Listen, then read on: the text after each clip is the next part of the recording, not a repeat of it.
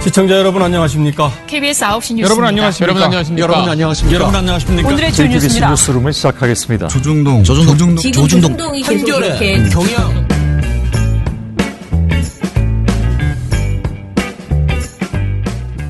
민원연의 미디어 탈곡기 722화를 시작하겠습니다. 예, 안녕하세요. 저는 언론 권력을 감시하는 시민단체 민주언론시민연합에서 사무처장으로 일하는 김원경입니다.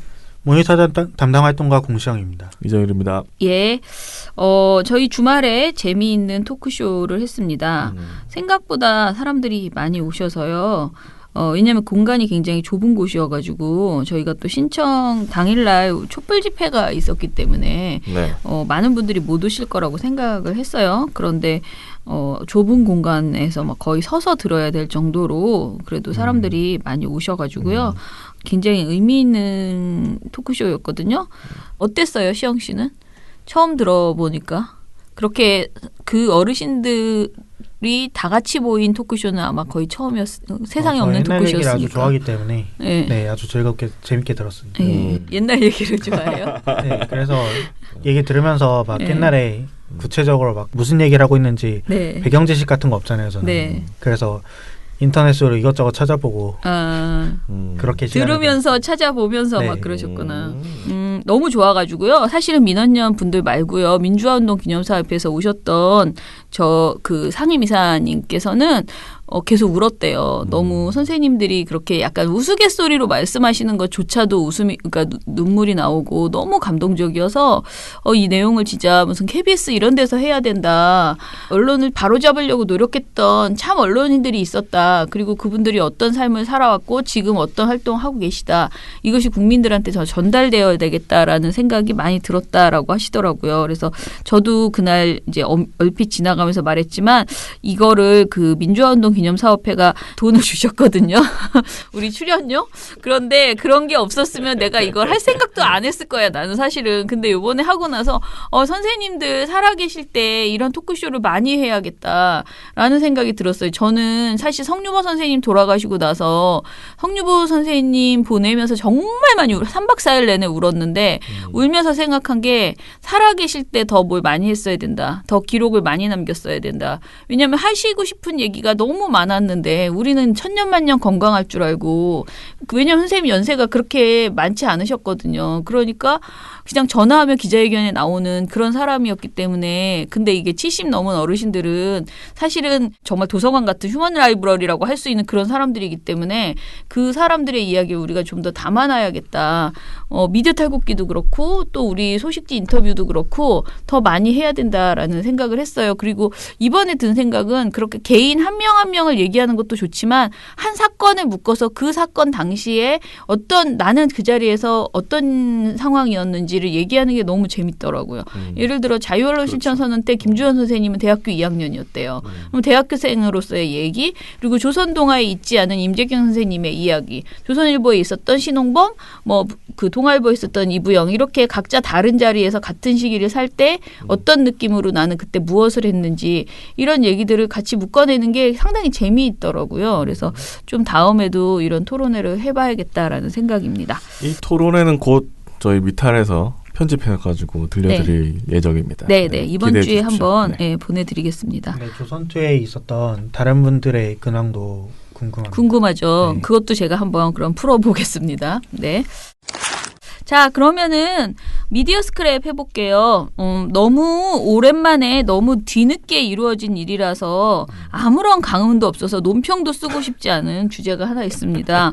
바로 종편의 의무송출이 8년 만에 폐지됐다라는 겁니다. 세상에 8년 했으면 다 해먹었지 이게 폐지야. 그냥 정말 말도 하고 싶지 않습니다.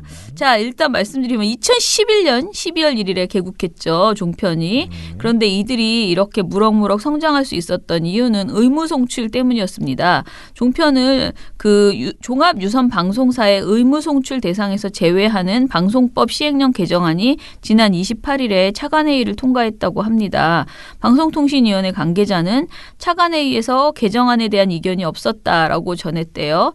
12월 3일 국무회의를 거쳐서 대통령 공포가 이루어지면 종편은 즉시 의무송출 대상에서 제외가 됩니다. 그러니 이제 됐겠죠. 문재인 대통령은 대선 후보 시절부터 종편 특혜를 거둘 것이다라는 입장을 분명히 해왔기 때문에 연내에 이 제도는 폐지될 가능성이 높다라고 미디어오늘에서 보도하고 있어요. 근데 의무송출 채널이라는 게 뭔지 잘 모르실잖아요. 네. 설명을 드리면 SO 사업자, 그러니까 종합 유선 방송을 묶어서 송출해주는 회사, 이걸 SO라고 하는데 이 SO가 채널을 구성할 때 아시죠? 우리 동네는 조금씩 번호가 막 다르잖아요. 어떤 회사는. 네. 그런데 그 채널을 구성할 때 반드시 포함해야 하는 채널을 의무송출 채널이라고 해요. 대표적인 게 KBS와 EBS입니다. MBC와 SBS도 의무송출 채널이 아닙니다. 너무너무 황당하죠. 그런데 근데 종편이 세상에. 의무송출 채널이었어요. 그러니까 사실 이렇게 장사 안 되는 누가 몇 퍼센트 볼지 알지도 모르는 알 수도 없는 이런 채널은요. 막 217번 이런 데에 막 들어가고요. 아시죠? TBS 지금 TV가 그렇잖아요. 200 몇 번 있는 예, 기억도 안 어디 나요. 있는지 나는 한 번도 텔레비전으로 본 적이 없어. 심지어. 저는 축구 때문에 본 적은 있습니다. 그런 이 뒷번호로 들어가고요. 그리고 그나마 그것조차도 내가 넣어주기 싫으면 안 넣어주는 거예요. SO에서. 왜냐하면 장사가 안 되는 채널을 내가 굳이 넣을 필요가 없거든. 그렇죠. 이 SO는요. 앞번 때에 그냥 막 그 돈 많이 주는 홈쇼핑들 막 때려 넣고 그러고 싶지 굳이 그 앞번 때에 그렇죠. 이걸 넣고 싶지도 않아요. 그런데 의무 송출해라 라고 해준 거예요. 그것도 앞번호대로. 그래서 시청자들이 이걸 쉽게 볼 수 있게 해야 된다. 그래서 우리 그 최시중 당시 위원장이 신생아를 낳았으니 잘 보자꾸나 그러면서 잘 키우기 위해서는 육성을 해야 된다. 그러니 여러 가지 특혜를 주자꾸나 이렇게 해서 정말 SO로부터 수신료를 또 받을 수밖에 없는 상황이었거든요. 그러니까 SO가 자기네 동네의 유선방송 사업자들 있잖아요. 네. 그 사람들이 이 종편에 다 돈을 줘야 되는 거예요. 전국에 그래서 이게 사실상 전국 방송이잖아요. 그렇죠. 그리고 전국의 모든 그 유선 방송 사업자가 TV조선에 돈을 주고 TV조선을 앞번호에 배치해서 그걸 다 틀어줘야지 되는 그런 상황이었던 거죠. 그래서 이렇게 8년을 살았어요. 이제 의무 전송 폐지됐어요. 그러면 이제 괜찮냐? 누가 빼겠냐고요. 지금 와서 TV조선은. 그러니까 차마 이제 뺄 수 없는 거예요. 너무 이제 인지도가 높아져서 빼는 데가 있으면 거기 가입하기 운동해야 돼. 그 케이블 채널로 우리가 가입한다. 아무튼 그런 일이 있습니다.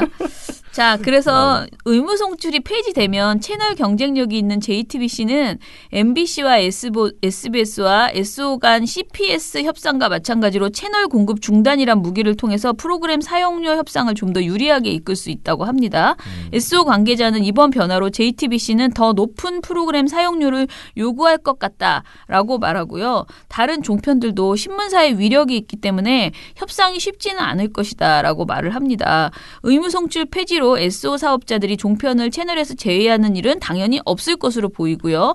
이미 계속 말하는 시장의 안착, 완전한 안착이 되었으므로 안 될 것 같다라는 거예요. 그래서 이게 해준 것이 무슨 의미가 있냐고 이제 와서 해주는 게 그러게요. 속이 그래서 터진다. 이런 법이 통과될 수가 있었는지 그때 그러니까. 정말 의문입니다. 그게 뭘 의문이야.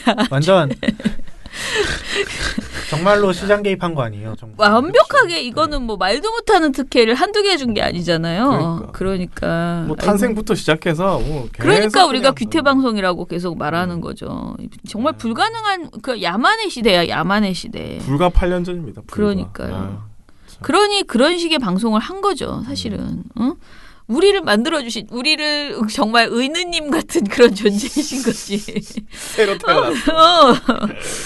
그러니까 무조건 이 정권과 나는 영원히 한 몸으로 이렇게 생각을 하고 MB와 박근혜 정부에게 어떻게 보면 충성을 다한 거죠. 보수 채널로서. 그래왔죠. 민원연 회원 가입 가입하시면 매달 후원회비가 9달러 지상파의 종편 신문까지 세트로 감시하는데 9달러 거기에 좋은 보도 좋은 방송까지 발굴하고 팟캐스트도 매일 나가는데 9달러 매달 소식지도 나가고 매년 회원들과 같이 하는 행사도 여러 개 하는데 9달러 그럼 10,000원으로 하시죠. 오케이, 땡큐. 민원연 회원 언론 감시를 매달 10,000원으로. 오늘 신문 모니터고요. 굉장히 나는 경제 얘기만 나오면 사실 어렵거든요. 근데 우리 시영 씨가 또 어렵게 설명하시잖아요. 그래서 상당히 걱정됩니다. 저는 네. 편지를 어떻게 하죠? 어려운 건 어렵게 설명할 수밖에 없다는 게 네. 네. 자, 그러니까 그냥 보고서를 잘 읽는 방식으로 합시다. 우리 너무 말을 쉽게 하려다 보면 더 어려워져요. 네. 민원연 신문 모니터. 경제에 망치는 언론 특집. 네. 자, 경제 뉴스가 지금 최근에 막 많이 나왔대요. 경제 뉴스 중에서 여러분들이 아주 눈여겨보셔야 할 것이 내년도 예산안과 재정수지 관련된 뉴스입니다. 사실 일자리나 재정 등 경제정책 관련해서 허위조작 정보가 굉장히 많은 편인데요. 우리 있잖아요. 맨날 나오시는 최백은 교수가 뭐 이것도 거짓말 저것도 거짓말 그러면서 늘 얘기하시죠. 네. 그런 뉴스들은 보통 이제 학자를 끼고 나오기 때문에 그런 최백은 교수 정도 아니면 지적을 못해.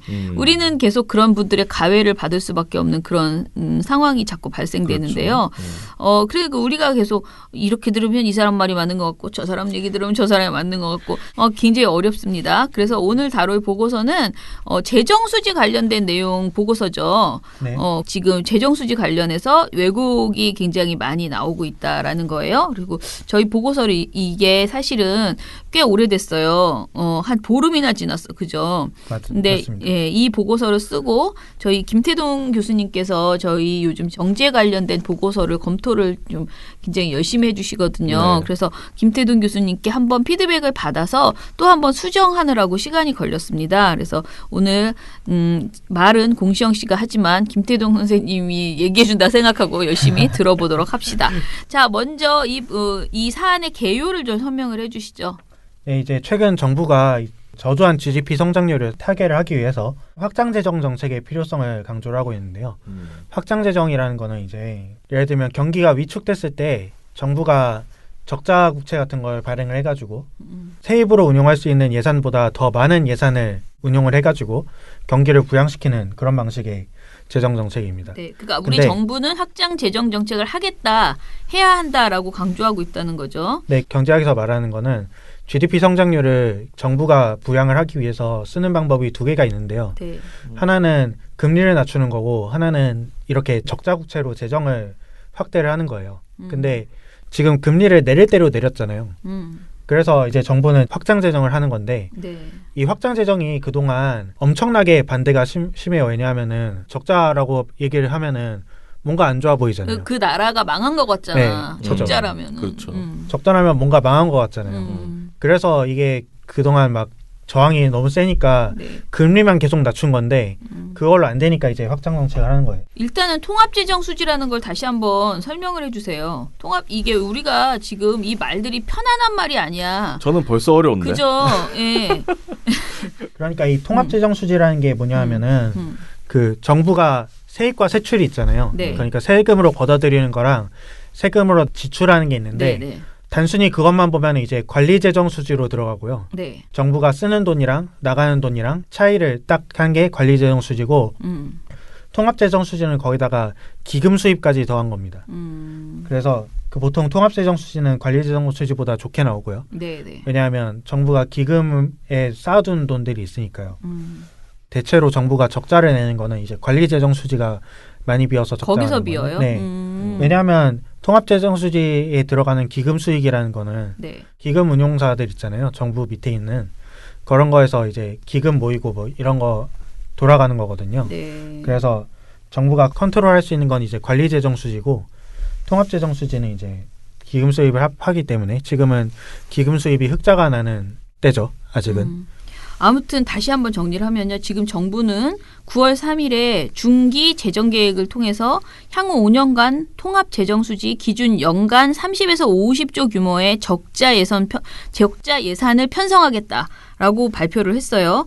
그런데 그동안에 그 진보적 경제학자들과 시민단체 언론들은 문재인 정부가 세수는 확대하면서 정부 부채 규모를 늘리지 않는 사실상의 균형 재정 정책으로 성장률을 깎아먹었다라고 비판을 해왔습니다. 그래서 정부가 9월에 발표한 이 계획은 시민단체나 이런 진보적인 학자들 이런 분들이 주장하는 바를 잘 반영한 모양새로 보이는 거죠. 네, 이 정부가 중기재정 계획에서 네. 앞으로 5년간 관리재정 수지를 규모를 한 마이너스 50조에서 60조 규모로 유지를 하면서 네.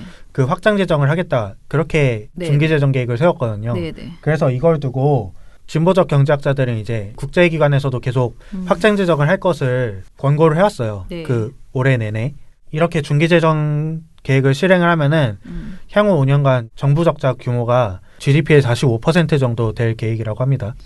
근데 반대로 보수적인 경제학자들과 보수 언론들은 재정 건전성이라는 그런 프레임을 이제 만들어서 이 정부가 지금 잘못하고 있다라고 비판하는 그런 목소리들이 이제 나오고 있다라는 것인데요. 이런 와중에 11월 8일에 기획재정부가 월간 재정 동향 2019 11월호를 발표를 했는데 11일에는 내년도 예산을 심사하는 국회 예산결상특별위원회가 또 활동을 시작했어요. 그러니까 한마디로 쭈루룩 계속 무슨 일들이 벌어지면서 언론들의 재정 관련 보도들이 막 늘어나고 있는 그런 상황이었다는 거죠. 11월에. 11월 초부터 그러니까 9월 3일에 중기재정계획 발표했고 그다음에 11월 8일에 그 무슨 11호로 월간 재정 동향 발표하고 또 11일에 국회 예산결산특별위원회가 활동을 시작하니까 다들 이 갑자기 재정정책 관련된 보도들을 쭉 해나가기 시작했어요. 그런데 기획재정부가 8일 발표한 자료에 따르면 3분기인 9월까지 통합재정수지는 26.5조 원이 적자가 났고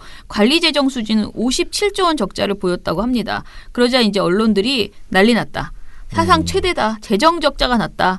그렇게 보도를 했다는 거예요. 이 기사들을 보도량과 기사 내용을 좀 정리를 해주세요. 이게 11월 초에 있었던 일이니까 지금은 네. 예산안이 다 확정돼서 네. 국회에서 지금 통과돼야 되는데 필리버스터라니 많이 난리를 네, 네. 치고 있죠. 네. 뭐 거기에 따르면 이제 예산안은 내년도 예산안은 자유한국당이 깎겠다고 공언한 것 치고는 거의 줄지 않은 모양새인데요. 지금 상황은 그렇습니다. 하여튼 근데 이건 11월 초 상황이니까 그때 상황을 보면요. 3분기 재정 수지가 이제 적자가 났다고 하니까 언론들이 이제 망했다. 이렇게 보도를 하기 시작한 건데 보도량을 따져보면요. 조선일보가 2건, 한국일보가 2건 냈고요. 경향신문, 동아일보 1건씩 그리고 경제지가 3건씩 냈습니다. 근데 제목들이 아주 환상적입니다. 경향신문은 1, 3분기 재정 수지가 26조 5천억 원 적자라는 제목을 냈고요. 동아일보랑 조선일보, 그 다음에 서울경제랑 한국경제는 적자가 마이너스 57조 원이라 그랬습니다. 네. 그리고 한국일보는 불경기의 국세 수입이 5조 줄었다. 재정적자 사상 최대 이런 보도를 냈고요. 이런 보도를 냈습니다. 근데 57조랑 26조 이 차이는 이제 경향신문은 통합재정수지 기준으로 말했고 나머지 신문들은 관리재정수지를 기준으로 말해서 생긴 문제인데요. 적자 규모를 다르게 말하고 있는 건 아닙니다. 근데 이게 문제가 뭐냐면 이 재정적자 자체를 부정적으로 보도하는 게 되게 문제인데요. 아까 말씀하셨듯이 이렇게 불경기의 경기 변동에 따라서 확장 재정이나 이렇게 긴축 재정을 펼치는 거는 이건 정책적인 선택일 뿐이고 거기에 대해서 뭐 정책적으로 비판은 할 수 있겠지만 적자 규모 자체에 큰 문제가 있는 거 아니거든요. 그러니까 이 적자의 성격이나 이런 걸 되게 심층적으로 분석을 해야 거기에 대해서 비판을 할 수 있어요. 예를 들면은 적자가 아무리 크다고 해도 일본은 적자 규모가 막 GDP의 200% 이런데 그게 다 국민들이 소유하고 있는 채권이라서 무너지지 않는 거거든요. 채권이 악성 채권인지 일본처럼 막 그 국내 사람들이 갖고 있어서 크게 위험해지지 않는 채권인지 이런 것도 분석이 많이 필요하고 그런데 제목서부터 이제 재정 적자 사상 최대 막 최악의 적자 이런 거 수식어를 붙이고 들어가니까 결과적으로는 왜곡이 된다는 소리죠. 그러니까 우리가 사실은 뭘 좀 알고 이거를 걱정하는 게 아니고 일단 한국경제 제목은 마이너스 57조 원 나라 살림 최악의 적자거든요. 그럼 일단 걱정되잖아요. 서울경제도 현금 복지 남발 후폭풍 재정적자 57조 사상 최대 다 이런 식이에요. 조선일보 현금 펑펑 뿌리더니 재정적자 57조. 뭐 이런 사상 최대는 다 비슷하게 있어. 다 있네. 동아, 조선, 한국 다 사상 최대예요. 그러니까 이게 대통령 잘못 뽑아가지고 나라가 거덜났네 이런 생각이 들게 기사를 어디에 뿌렸어? 왜 우린 못 나는 왜 받았어? 없냐? 원금 어디다 뿌렸길래? 아무튼 그랬습니다. 네, 그런데 이제 언론들의 이런 기사들은 예산 진도율에 대해서 의도적으로 편향된 해설을 하거나 또는 무시하여서 생긴 왜곡 보도다라는 그런 주장을 지금 우리 확언하면서 말을 했거든요. 이 설명을 좀 구체적으로 해줘 보실래요? 네, 그러니까 이게 통합재정 수지가 네. 26조 적자가 나고 관리재정 수지가 57조 적자가 났다 그랬잖아요. 네, 네. 근데 이게 사실 그 정부가 경기 대응을 한다고 3분기까지 돈을 빨리 써서 네. 이렇게 된 겁니다. 이거를 이해하려면 이제 예산진도율이라는 개념을 이해를 해야 되는데요. 예산진도율은 당초에 편성된 예산 대비해서 지금까지 쓴 예산, 지금까지 진행되고 쓰거나 걷어들인 예산을 그 비율로 따진 겁니다. 만약에 1년 내내 예산을 비슷한 추세로 쓴다. 그러면은 3분기 예산 진도율은 75%에 정확하게 딱 떨어지겠죠. 네, 네. 1분기당 25% 있었을 그렇죠. 테니까. 네. 대충 이런 개념이라는 걸 아니 알고 75나 81.2나 그런데 그렇게 크게 막 95%를 해버린 건 아니잖아. 이게 엄청 큽니다. 왜냐하면은 81.2가 예산 규모가 정부 예산 규모가 470조 원쯤 되기 때문에 그 1% 차이 나도 4조 원이에요. 그런 개념에서 그러니까 금액이 크니까 그걸 가지고 장난질 친 거네. 그럼 어떻게 네, 보면요. 그렇죠. 그죠? 그러니까 예산을 이렇게 많이 당겼었으니까 당연히 3분기 재정 수지만 하면은 세입 예산 같은 경우에는 상대적으로 정부의 정책과는 상관없이 일정하게 들어오고 네. 세출 예산 같은 경우에는 정부 정책 따라서 얼마든지 빨리 쓰고 느리게 쓰고 속도 조절이 가능한 거 아닙니까? 제가 한번 쉽게 그냥 설명을 해볼게요. 만약에 우리가 1년 예산이 100만 원이에요. 그러면은 3분기까지 75만 원을 써야 되잖아요. 네. 75만 원을 써야 되는데 지금 81만 원을 썼어. 그렇죠. 우리 지금 네. 보면 81만 원을 썼어. 근데 75만 원에 써야 되는 걸 81만 원 썼으니까 7만 원을 더 썼네라고 지금 비판한 그거인 거죠. 지금 이렇게 비판한 게. 네. 사상 최대의 적자라는 것이 그 금액이 지금 제가 말한 것처럼 75만 원 써야 되는데 82만 원 썼다고 사상 최대의 적자가 났다고 한 거예요. 네, 그 비율로 따지자면 약 3.5만 원 정도 더 쓴 거죠. 3.5만 네. 원 더 썼는데. 그 비율로 따지자면 3.5만 원 정도 더 쓴 건데 네. 어쨌든 근데 이제 연간 정부 지출 규모가 네. 연초에 정하고 들어가잖아요. 네. 그래서 아무리 막 땡겼어도 100보다 더 쓸 수는 없어요. 그렇죠. 네. 네, 그러니까 4분기 지나면은 필연적으로 줄어들 적자인데 네. 3분기 와서 막 이렇게 난리를 치니까 이게 웃기다는 겁니다. 아니 차라리 그러면 적자라고 말하지 말고 돈을 너무 빨리 썼다라고 말하면 되잖아요. 근데 되게 굉장히 그렇게 말하면 적자라는 사람들이 말을 하면 굉장히 위기감을 못 불안해지거든. 느끼죠. 그것도 사실 어. 문제는 아니고요. 그 빨리 쓴다고 해서 그것도 문제가 아니고 경기 대응해서 빨리 쓸 수는 있어요. 근데 경기 대응이 효과가 없었다 그렇게 비판할 수 있죠. 아니 그래도 지금 트집 잡고 싶은 마음에 그걸 너무 몰라주네. 지금 우리가 지금 어떻게 해서든 트집 잡고 싶은데 돈을 많이 썼단 말이야. 그렇게 말하고 싶으니까 일단은 왜 이렇게 빨리 썼어라고는 나는 말해도 된다고 생각하는데 지금 말한 것처럼 시영 씨 말처럼 빨리 쓰는 게 무슨 문제인지까지 얘기해줘야지. 사실은 이제 그 빨리 써서 효과가 하나도 없었어. 그러면은 그건 비판받을 수 있지만 지금 이 상황이 과연 그렇게까지 비판받을 상황인가라고 지금 시영 씨가 말한 거죠. 네. 그런 거죠. 그러면은 실제로는 그러니까 일부 언론들이 그렇게 말하는 것과 달리 지금 실제로는 우리 정부가 그렇게 큰 결손이 발생하지 않았다는 거예요? 문제가 없다는 거예요?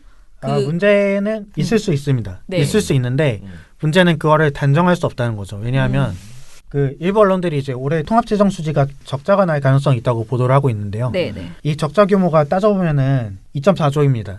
그러니까 2.4조예요. 네. 근데 26조 5천억 원이잖아요. 네. 이 언론들도 2.6조 이상 적자는 점치지 못하고 있는 거죠. 근데 기재부에선 뭐라고 얘기하고 있냐 하면은 최종적으로는 1조 원 흑자가 날 거라고 예측을 하고 있어요. 근데 여기에 대해서 어떻게 보도를 하고 있냐. 한겨레 신문 같은 경우에는 통합재정 수지 올해부터 적자 가능성, 국회 의결이 재정 건전성 관리 필요 이런 기사를 냈고요. 여기서 2.4조 적자를 점치고 있는데 근거가 뭔지 보면은 현재 세입 준도율이 75.5%예요. 기재부 자료에서 확인한 내용입니다. 네. 근데 여기다가 5년간 4분기의 세수 진도의 평균이 24%거든요. 그러니까 평균적으로 4분기에는 세수가 1년에 거치는 전체 세수 중에서 24%가 거쳤다는 거죠. 실제로 계산해 보면 24.2%예요. 이제 75%에 24를 더하면 99.5%죠. 근데 여기서 지출을 100% 썼다고 가정하면은 정확히 2.4조 적자가 납니다. 그런 여러 가지 가정들을 합해서 이렇게 적자가 날 거라고 예상을 한 거고요. 자, 한겨레는 아무튼 2.4조 적자가 날 것이라고 얘기를 했어요. 네, 그러면 그리고 중앙일보는 중앙일보는 여기에 대해서 기자 칼럼인데 흑자 자신하더니 역대급 재정 적자라는 칼럼을 냈습니다. 네. 제목부터 아주 비꼬는 식으로 된 거죠. 네, 네. 그리고 서울경제는 여기다가 정부는 1조 흑자 전환 예측했지만 올 통합재정 수지 1.6조 적자 가능성 이렇게 나온 거죠. 기사들이. 서울경제는 1.6조 적자. 제가 잘못 말했는데 2.6조가 아니라 1.6조입니다. 그러니까 1.6조 적자 네. 가능성을 얘기를 했어요. 아까 한겨레는 2.4조라며. 네, 네. 그러니까 2.4조 모자라서 1.6조 적자라는 거죠. 정부는 1조 흑자라고 예상을 했는데 거기서 2.4조 모자라니까 1.6조 적자다. 이렇게 얘기를 한 겁니다. 이들 보도에서 국회 예산처 자료를 가지고 와서 통합재정 수지 적자를 4조 4천억 원이라고 예측을 했다고 했는데 지금 4조 4천억 원의 적자가 통합재정 수지 적자가 날 것이다라고 한 것이 중앙, 서울경제 전부 다 그 멘트가 대체적으로 들어있었던 거죠. 네. 이 내용이. 그런데 이 모든 것이 다 가정, 그러니까 어찌 될지 모른다는 게 이제 문제인 건데 다 가정이라는 건데요. 그러면 다른 가정을 한 곳은 무엇인지 또 한번 봅시다. 이게 다른 가정을 했다기보다는 네. 김태동 교수님께서 말씀하신 바에 따르면은 실제로 그 적자가 날 가능성은 있어요. 네. 왜냐하면은 이미 총지출 진도율이 네. 80% 넘었고 그 보통 제가 과거 자료들을 토대로 계산해 보니까 4분기엔 평균 21.0%가 나갔더라고요. 네. 그러니까 100을 넘을 가능성 자체는 많지 않긴 한데 과거에도 100을 넘은 적은 없었어요. 네. 100을 넘을 가능성은 많지 않긴 한데 100에 수렴할 가능성은 있어요. 그래서 세입이 조금이라도 비면은 이제 적자가 나게 되는 건데 네. 네. 그 머니투데이가 낸 기사에 따르면은 머니투데이는 균형 재정의 함정 올해 2% 성장이 어려운 이유라는 기사를 냈어요. 네. 여기서는 통합재정 수지 시뮬레이션이라는 자료를 제시하고 있는데 네. 여기서는 통합재정 수지 시뮬레이션을 시나리오 5개를 통해서 분석을 했어요. 네. 근데 여기에 따르면 이제 총지출 진도율이 조금이라도 떨어질 경우에는 통합재정 수지는 흑자로 돌아서거든요. 이게 왜냐하면은 정부 예산안 규모가 아까 470조 원 규모라고 하지 않았습니까?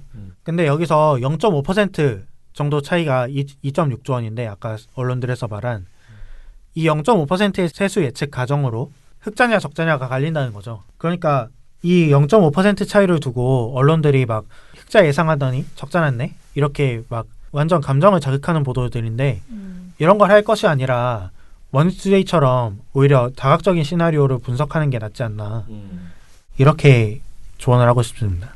근데 머니투데이가 뭔 다각적인 뭘 했다는 건지 잘 못 느끼겠는데 지금 얘기하는 거는 그러니까 5가지 시나리오를 제시했다는데 이 5가지가 뭐 흑자가 날 수도 있고 뭐도 있고 막 이런 식이에요? 네. 그걸 좀 설명을 해주세요. 아니 근데 이 예측 자체가 중요한 게 아니에요. 그럼 그런 가능성들을 여러 가지 염두에 두는 다양한 게 가능성을 그냥 원래 당연한 건데 다른 언론들은 야, 네 흑자 난다더니만 적자 났네 이렇게밖에 안 썼다 이거죠. 그렇죠. 경제학적인 인사이트는 별로 아니라는 거죠. 근데 저는 좀 궁금한 게 제가 평소에 이런 기사를 별로 열심히 아니면 숫자 나오는 거 진짜 모르겠거든요. 네. 잘 몰라서 그런지 모르지만 그러면 이명박 박근혜 정부 때는 이렇게 몇 퍼센트 차이의 적자에 대해서 이렇게 엄청나게 크게 망한 것처럼 하는 나라가 보도들이 망했다 막 이런 식으로. 보도들이 있었어요? 못 봤죠. 그건 잘 모르겠는데요. 나는 이렇게까지 지금 당장 그 적자가 확정된 것도 아니고 적자일지도 몰라 그런 거잖아요. 지금 그렇죠. 적자가 난 것 같아. 아무래도 불안해. 예감이 좋지 않아. 이런 보도를 지금 계속 한 건데 이런 정도의 보도들이 있었는지 참 궁금하다는 생각이 드네요. 네, 이명박근혜 시절에는 지금보다 적자가 빨리 늘어났습니다. 일단 지금까지의 성적을 보면요. 문재인 정부는 정부 적자가 0.1% 떨어졌고요. GDP 대비. 근데 이명박근혜 합해서 매년 0.6%씩 늘어났어요. 자, 그리고 지금 CBS의 김현정의 뉴스쇼에 고민정 대변인이 청와대 대변인이 출연해가지고 문재인 정부 전반에 대해서 이야기를 하는 과정에서 경제가 파탄난 것처럼 보도들이 나오고 있다라는 우리 보고서랑 좀 비슷한 문제 지적을 한 것 같아요. 이 얘기 좀 해주세요. 네, 그 청와대 고민정 대변인이 한 발언이 뭐였냐면 일명 곳간 발언이라고 할 수 있는데 곳간. 네, 이게 그 CBS의 11일 오전에 고민정 대변인이 출연해서 대담을 했는데요. 이게 문재인 정부 전반기에 대한 종합평가를 얘기하는 대담이었습니다. 네. 근데 그 항상 문재인 정부 욕하는 레퍼토리가 경제니까 경제 얘기를 안 할 수 없잖아요. 그래서 이 얘기를 하는 과정에서 경제가 마치 파탄이 난 것처럼 보도들이 나오고 있는데 네.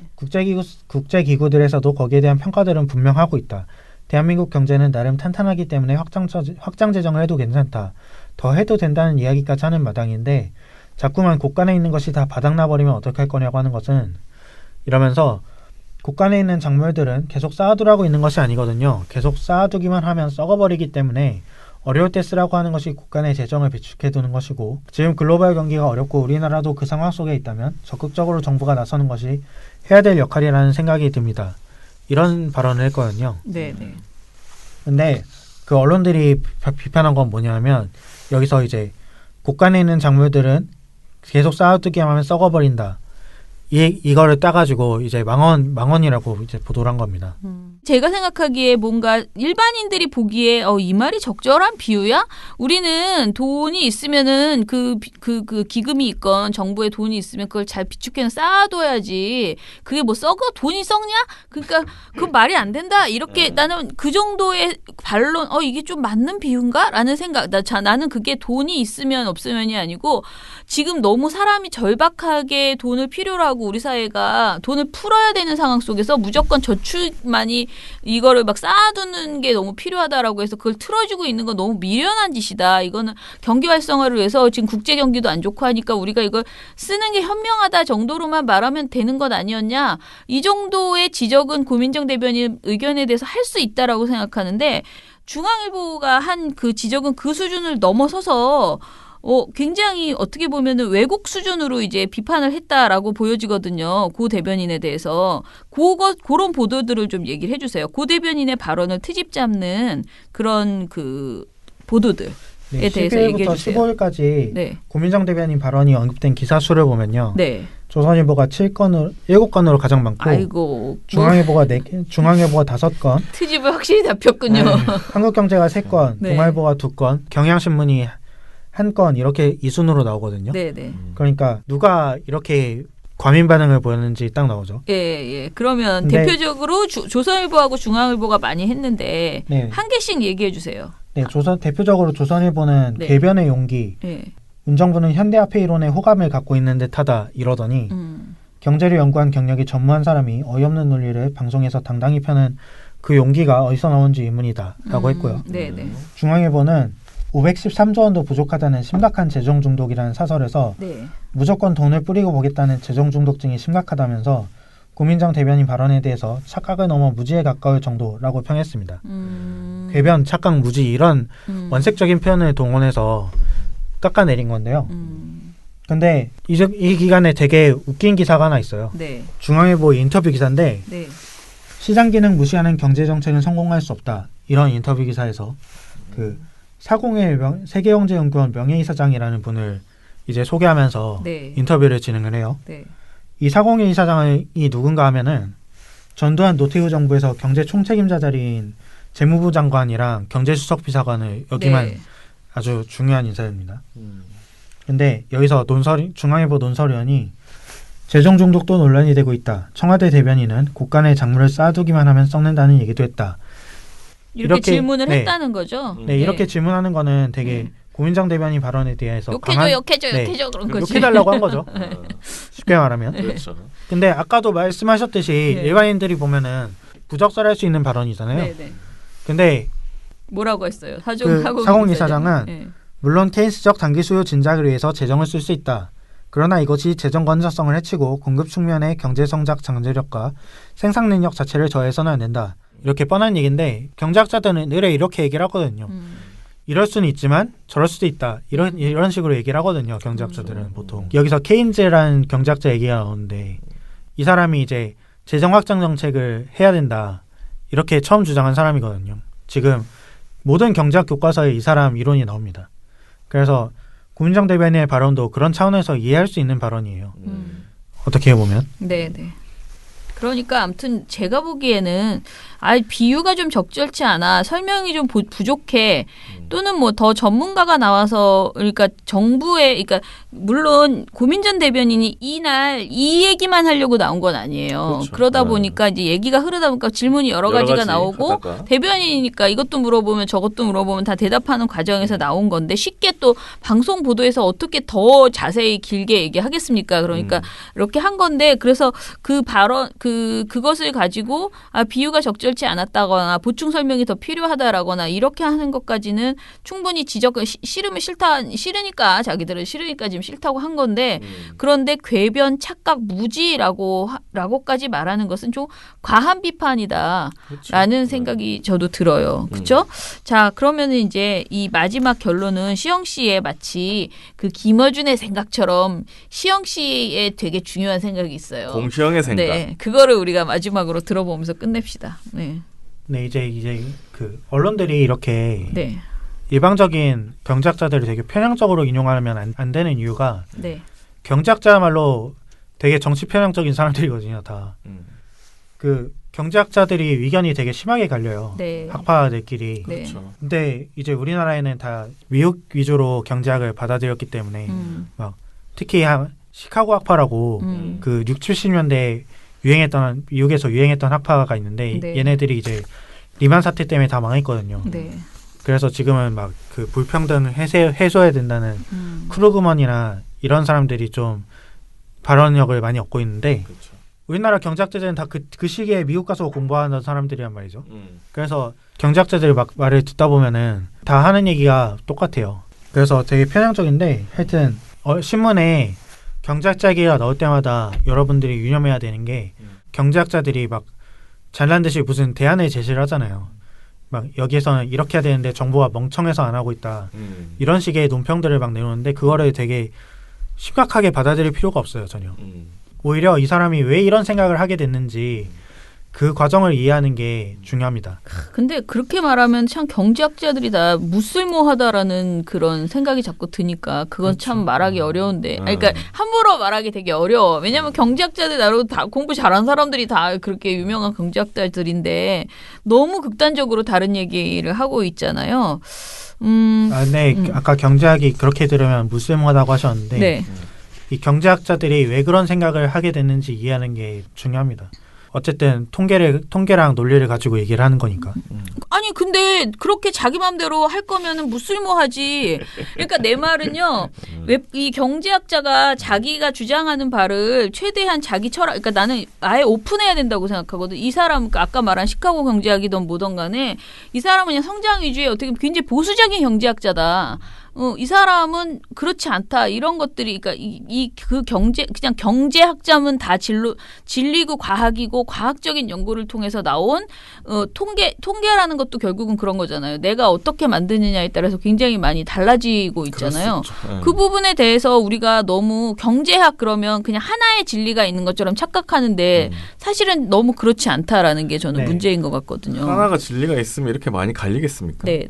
그랬으면 이명박근혜 때 뭐 우리나라가 태평성대 뭐였어야죠. 뭐 아무튼간에 우리가 지금 경제학에 대해서 너무 그러니까 이해 깊이가 너무 낮고 그리고 그 부분에 대해서 잘 모르면 모를수록 신봉하게 되는 것도 오히려 있거든요. 그래서 경제학자가 이렇게 했대라고 하면서 무조건 다 그것을 믿고 가는 측면이 있고 그래서 저는 어떤 사람의 주장이라 하더라도 좀 우리가 좀 더 거리 두고 마치 언론을 무조건 믿지 말자라고 하는 것처럼 약간 거리 두고 좀 공부하고 찬찬히 살펴보면서 갈 필요는 있다. 그런데 그런 편향에 갇히는 게 기자들이 더 심한 것 같습니다. 네, 보면은 그렇죠. 네, 여기 중앙일보에 그 아까 말씀드린 흑자 자신하더니 역대급 재정적자라는 칼럼에서 예를 들면 이런 얘기가 나와요.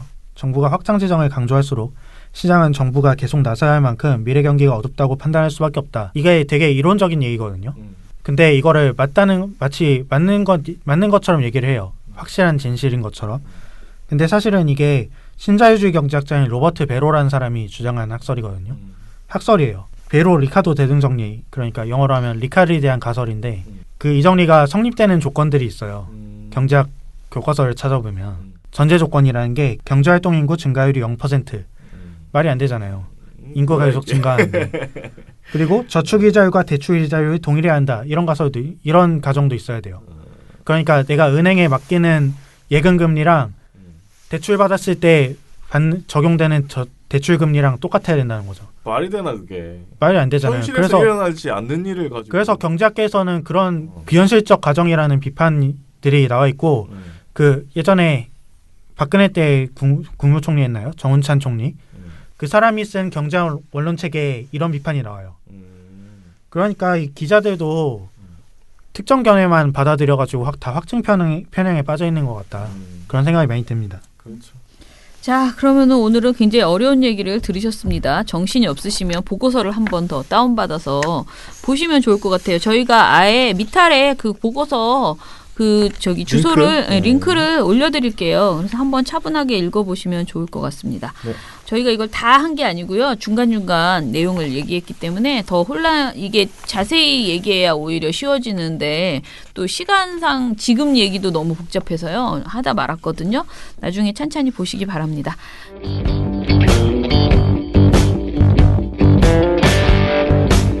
스마트폰 보다가 태연하게 가입했다. 가입이 간편하니까. 민주언론 시민연합.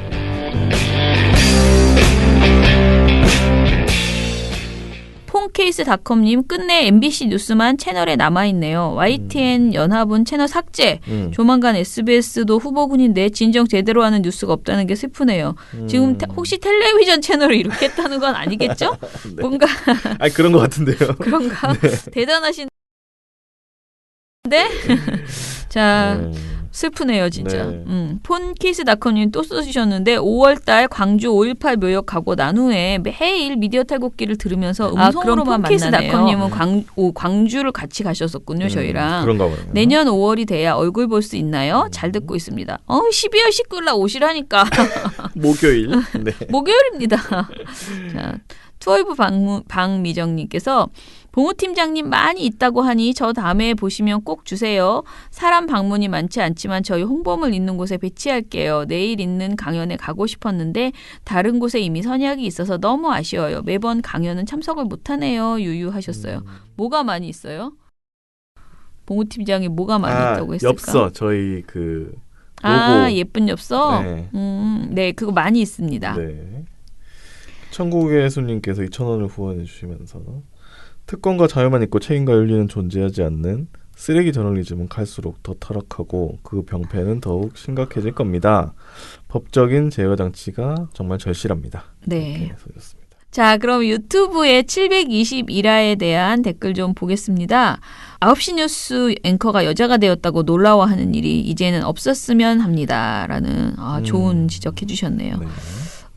그리고 사분사분하다님 별장에서 이상한 짓 하는 것보다는 차라리 어렸을 때부터 정확하게 성에 관해 알려주는 게 맞습니다 라고 하셨어요.